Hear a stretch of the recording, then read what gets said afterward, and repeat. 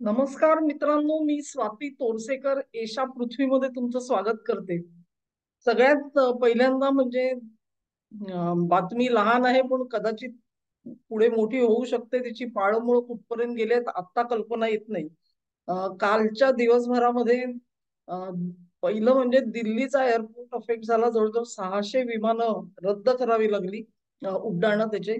आणि त्याच्या सोबतच त्यानंतर मग मुंबई, जयपूर, लखनौ इथे सुद्धा हा जो सगळा केओस आहे तो तिथपर्यंत पोहोचला. अशा बातम्या तुम्ही वाचल्या असतील. ही विमान उड्डाणं रद्द झाली आणि एटीसी बंद होतं किंवा काहीतरी जीपीएस जॅमिंग वगैरे अशा तुरळक बातम्या येत आहेत, परंतु त्याच्यामध्ये अजूनही पूर्णपणे माहिती उपलब्ध नाही. पण मला एक मी ट्विट वाचलं होतं मे बी 24 किंवा 36 तास आधी, आणि ते मी इतकं विचित्र होतं की ते रेकॉर्ड करून घेतलं. आज तुम्हाला गंमत वाटेल. A reminder, I feel the time is near. A mid air collision or an air disaster at an airport run by their favorite target company is the easiest way to disillusion the people in India and divert their anger at the central government. This will be tried by the deep state soon if other methods fail. ते हे tweet मला त्यावेळी सुद्धा विचित्र वाटलं होतं आणि मी ते नोंदवून घेतलं. इतक्या लवकर ह्याची प्रचिती येईल असं वाटलेलं नव्हतं. मे बी हा जो कोणी लिहिणारा माणूस आहे तो मे बी अन इनसायडर और ही हॅज मोर इन्फॉर्मेशन. पण अर्थातच. आणि दुसरी गोष्ट म्हणजे कालचा दिवस होता तो बिहार इलेक्शनचा होता, मतदानाचा होता. त्याच दिवशी दिल्ली एअरपोर्ट अशा पद्धतीने अफेक्ट होणं किंवा इतर देशामधले त्याची मोठी बातमी होणं. मग 6 आणि 11 नोव्हेंबर दुसरा जो मतदानाचा दिवस आहे, मतफेरी मतदानाची, त्याच्यामध्ये काय होईल अशी शंका माझ्या मनामध्ये उपस्थित झाली. त्यामुळे हा ट्विट मुद्दाम तुम्हाला वाचून दाखवते आहे. मी आलेली आहे ती जयपूर डायलॉग साठी. आणि कालची सेशन्स अतिशय उत्तम झाली. शत्रुबोध ही थीम घेऊन यावेळेचं सगळं सत्र त्यांनी आयोजित केलेलं आहे. आणि त्याच्यातलं एक मला वाक्य जे अतिशय आवडलं ते असं की स्वबोध नसेल तर मग शत्रुबोध कसा होणार आणि मित्रबोधही कसा होणार. म्हणजे तुम्ही तुम्ही स्वतःला जर का जाणत नसाल, तुम्ही कोण आहात हे जर का तुम्हाला माहिती नसेल, तर तुमचा शत्रू कोण आणि मित्र कोण हे ठरवणं सुद्धा अवघड जातं. तेव्हा पहिल्यांदा स्वतःला ओळखा, स्वतःची आयडेंटिटी काय आहे ती ठरवा, आणि मग तुम्हाला मित्र कोण आणि शत्रू कोण हे ठरवणं सोपं जाईल. मला खूप आवडलं. अर्थात पुष्कळ म्हणजे पुष्कळ सेशन्स आहेत, सगळे अटेंड करणं शक्य नाही, पण अनेक जण भेटतात आणि त्याचा आनंद आहे. महाराष्ट्रातून बरीच मंडळी आली, वक्ते म्हणून पण आलेले आहेत आणि श्रोते म्हणून पण आलेले आहेत. So it was fun and a very nice day.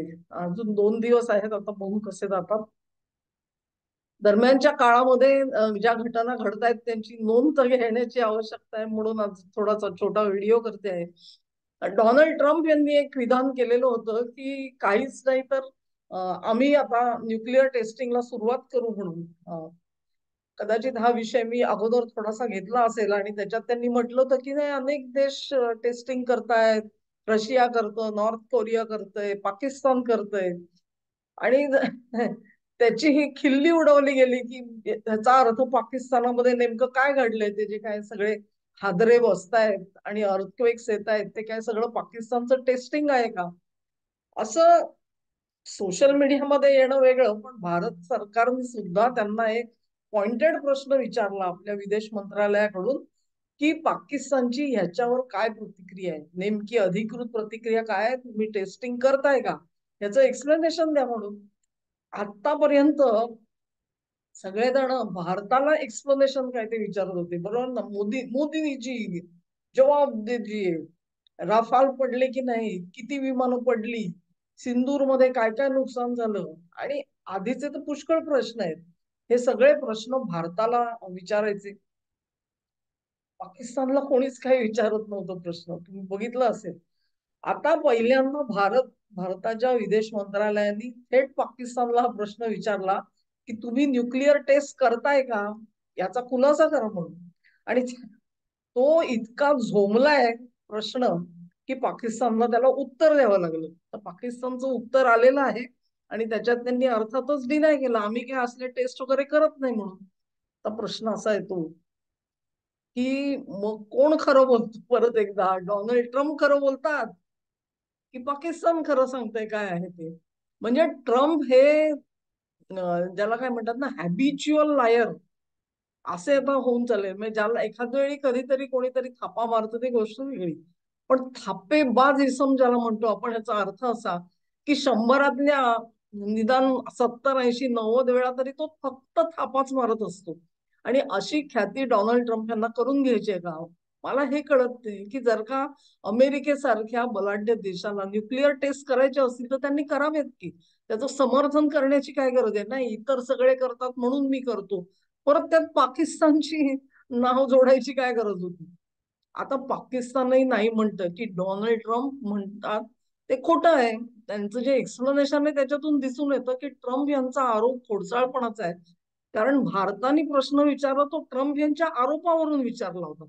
त्या आरोप त्याला जर का उत्तर असं येत असेल तर ह्याचा अर्थ पाकिस्तान थेट आपल्याला सांगतंय की ट्रम्प तुम्हाला थापा मारताय.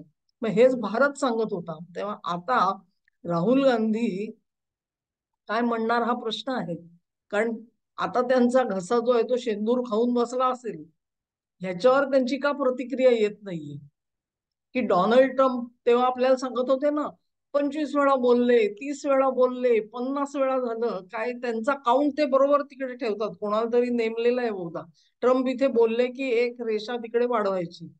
मग आता काय करणार आहेत ते? आता पाकिस्तानच्या बाबतीत जेव्हा ट्रम्प यांनी थाप मारली असं आपण सहज म्हणतोय, विश्वास कोणावर ठेवायचा याबद्दल नाही म्हणत मी.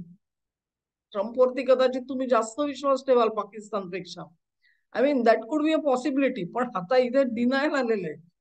पाकिस्तान सारखा देश जो आहे तो डिनायल करून नुसता थांबत नाही, तर त्याचा खोडसाळपणा मुळात होतच नाही ना.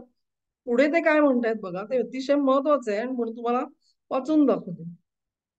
Over the past several decades, म्हणजे गेल्या अनेक शतकांमध्ये, numerous incidents involving the theft and illicit trafficking of sensitive nuclear material and other radioactive substances have exposed serious deficiencies in India's ability to safeguard its facility. म्हणजे गेल्या काही दशकांमध्ये अशा अनेक घटना घडलेल्या आहेत की ज्याच्यामध्ये भारताच्या न्यूक्लिअर आस्थापनामधून चोऱ्या झालेल्या दिसल्या, रेडिओ ऍक्टिव्ह मटेरियल हे बाहेर गेलेलं दिसलं. आणि याचा अर्थ असा की भारताला आपली ही जी आस्थापना आहे त्यांचं संरक्षण करता येत नाही, ही गोष्ट उघड झाली असं पाकिस्तान म्हणतो. आणि पुढे त्यांनी असं म्हटलंय, as recently as last year, radioactive equipment from Bhabha atomic research centre along with the highly radioactive substance californium valued at over $100 million, म्हणजे 10 कोटी, was found on sale in India.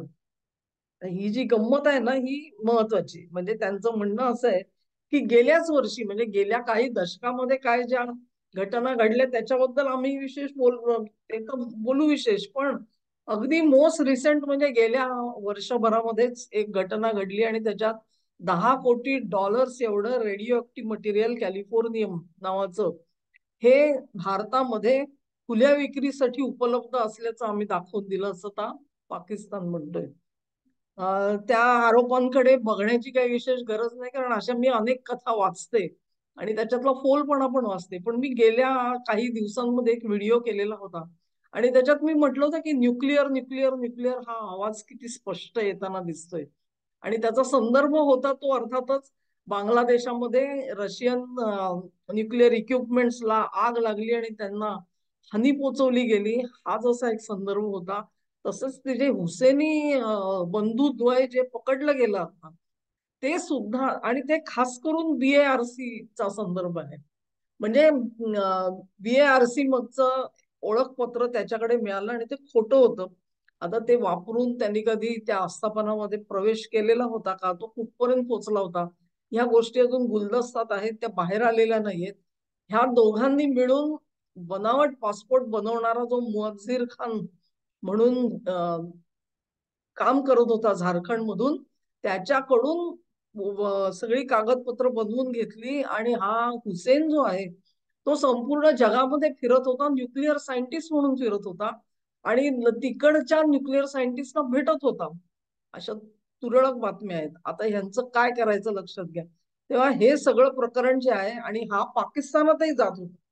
तेव्हा नेमका ह्याचा हँडलर कुठे होता? त्याचा handler इराणमध्ये होता का रशियात होता का पाकिस्तानात होता? हा प्रश्न निर्माण झालाय.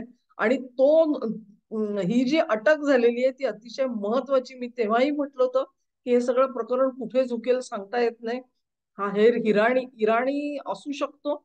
इराणकडे ते तंत्रज्ञान नसल्यामुळे इराण ते विकत घेण्याचा असा क्लॅन्डेस्टाईन प्रयत्न करू शकतं, किंवा मग हे आता ह्यांना जे झोंबले आणि हे रेफरन्स देत आहेत त्यांनी काय हुसेनीचा रेफरन्स दिलेला नाहीये, पण या सगळ्या सगळ्या प्रकरणामध्ये तिकडे न्यूक्लिअर टेस्ट होत आहेत म्हणून ट्रम्प बोलतायत आणि इथे पाकिस्तानचं उत्तर. कधीतरी तर मला असं वाटतं की ट्रम्प हे भारताच्या हिताचीच काहीतरी चार कामं करताना दिसत आहेत आपल्याला. ज्या प्रकारे भारताच्या संपूर्ण सभोवती असलेले जे देश आहेत त्याच्यामधला चीनचा प्रभाव हा कमी करण्यासाठी कशी पावलं टाकली गेलेली आहेत बघा. आणि आता हे न्यूक्लिअर कोड हे अशा पद्धतीने पुढे येत आहे. आणि चांगली गोष्ट आहे पाकिस्ताननी ह्याच्यावरती उत्तर दिलेलं आहे आणि हे सगळं त्यांनी बाहेर काढलं. याचा अर्थच असा की यांचा हेर पकडला गेला. हे सुद्धा यांना कदाचित झोंबलेलं असेल आणि ती सगळी बाजू ही भारतावर कशी उलटवायची हे तर त्यांना त्यांची गेल्या कित्येक दशकांची प्रॅक्टिस आहे त्यांना खोटं बोलायची. खोटं बोलत होते म्हणून तर ओसामा बिन लादेन यांच्या GHQच्या परिसरामध्ये 1 किलोमीटर अंतरावरती राहत होता. सेफ हाऊस बांधून राहत होता. यांना काही कळलं नाही हे सेफ हाऊस बांधलं जात आहे. या प्रश्नाचा तडा तर लागला पाहिजे. आता भारत ह्याच्यावरती उत्तर निश्चित देईल. एक लक्षात कसं आहे आपल्या सारख्या देशामध्ये हेरगिरी करण्यासाठी म्हणून पाठवलेली माणसं. आता हा जो आदिल हुसेनी आहे हा आदिल हुसेन नेमका कशा कशात गुंतलेला होता. अहमद आणि एक आदिल, दोघं. आदिल हा त्याचा भाऊ आणि त्यांनी थाप मारली की आदिल मेलेला आहे म्हणून, पण आदिल जिवंत म्हणून. मेलेल्या इस्माबद्दल हा काय करत होता त्याची आयडेंटिटी कुठे कुठे वापरली, कोणी वापरली असेल. आणि मग तो जो मेलेला आहे त्याच्याकडे वेगळी आयडेंटिटी काय होती, त्या आयडेंटिटीनी तो काय करत होता, असे सगळे प्रश्न पण निर्माण होतात. त्याची अजून उत्तरं मिळालेली नाहीत आपल्याला कारण ते प्रकरण अजून तपासामध्ये आहे. पण हे याला पाकिस्तानकडून रिॲक्शन आणणं महत्वाचं होतं आणि भारताच्या विदेश मंत्रालयाने तो प्रश्न उपस्थित केला, ही चांगली गोष्ट झाली. मला विनंती आहे माझी, आपले जे प्रमुख विरोधी नेते राहुल गांधी, बिहार इलेक्शन चालू आहे साहेब, तुम्हाला चांगला चान्स आहे आता बोलण्याचा आणि सांगण्याचा आम्हाला की ट्रम्प खोटं बोलत नाहीये, ट्रम्प खरं बोलतायत. आणि असं म्हणून पाकिस्तान खोटा बोलतोय असा एकदा तरी आरोप करा ना. प्रत्येक वेळेला मोदी मोदी मोदी काय, जरा तिकडे पण लक्ष द्या थोडं. असो, धन्यवाद. आजचा व्हिडिओ इथेच थांबवते. आज संपूर्ण दिवस परत परिषद असणार आहे आणि त्याचा अपडेट जो आहे तो मी उद्याला जरूर देईन तुम्हाला. धन्यवाद.